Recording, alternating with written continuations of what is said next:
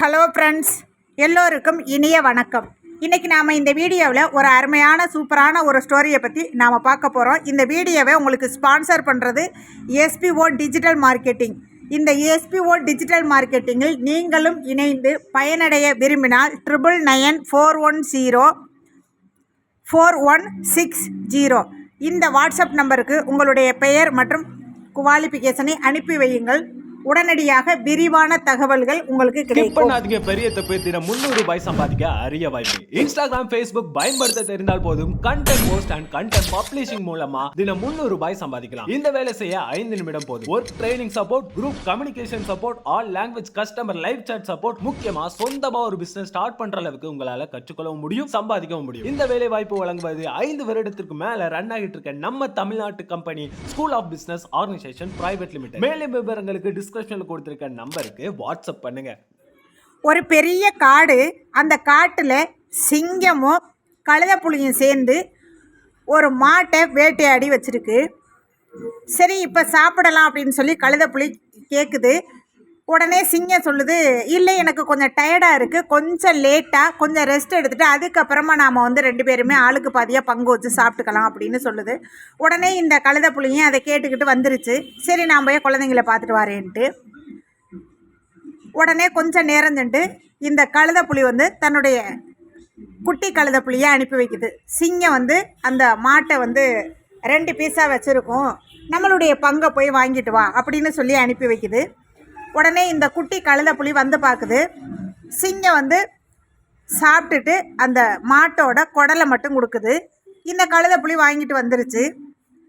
உடனே அந்த பெரிய கழுதைப்புலி கேட்குது, என்னது நமக்கு சரி பாதியாக பங்கு வரணும், நீ இந்த குடலை மட்டும் வாங்கிட்டு வர அப்படின்னு. உடனே இந்த குட்டி கழுதைப்புலி சொல்லுது, நான் என்ன செய்ய முடியும், நான் சின்ன பிள்ளை, அவங்க கொடுத்ததை தான் நான் வாங்க முடியும் அப்படின்னு சொல்லிட்டு கொண்டாந்து கொடுத்துருச்சு. உடனே இது கழுதைப்புலி வந்து கோபமாக, இந்த சிங்கம் எப்படி ஏமாத்துது பார்த்தியா, எனக்கு வந்து சரி பாதியாக பங்கு வரணும், 2 பேரும் சேர்ந்து தானே வேட்டையாடணும், இப்போ இந்த மாதிரி பண்ணியிருக்கு, கொண்டா நான் கொண்டே கொடுத்துட்டு நான் என் பங்கை வாங்கிட்டு வரேன்னு சொல்லிட்டு அந்த குட்டி கழுதைப்புலிக்கிட்டே இருந்து அந்த குடலை வாங்கிட்டு கோபமாக இந்த பெரிய கழுதைப்புலி சிங்கத்தை நோக்கி வந்துக்கிருக்கு. சிங்கம் வந்து நல்லா சாப்பிட்டுட்டு அதோட குகையில் அழகாக படுத்து கிடக்குது. இந்த கழுதைப்புலி வந்து சிங்கத்தை கூப்பிடுது. சிங்கம் வந்து அப்படியே கர்ஷனையோடு அப்படியே வந்து ரொம்ப அப்படியே கோபமாக அப்படியே ஒரு பார்வை, நம்ம சாப்பிட்டு ரெஸ்ட் எடுத்துக்கிருக்கோம், நம்மளை வந்து யார் டிஸ்டர்ப் பண்ணுறதுன்னு சொல்லி பார்க்குது. உடனே இந்த கழுதைப்புலி பயந்துருச்சு. என்ன அப்படின்னு கேட்குது சிங்கம். இல்லை ராஜா, இந்த குடல் எனக்கு வேணாம், நான் சாப்பிட்டுட்டேன், இதையும் நீங்களே சாப்பிடுங்கன்னு சொல்லிட்டு வச்சிருது. உடனே சிங்கம் வந்து அப்படியா, சரி வச்சுட்டு போ அப்படின்னு சொல்லுது. உடனே இந்த கழுதைப்புலி வந்துருச்சு.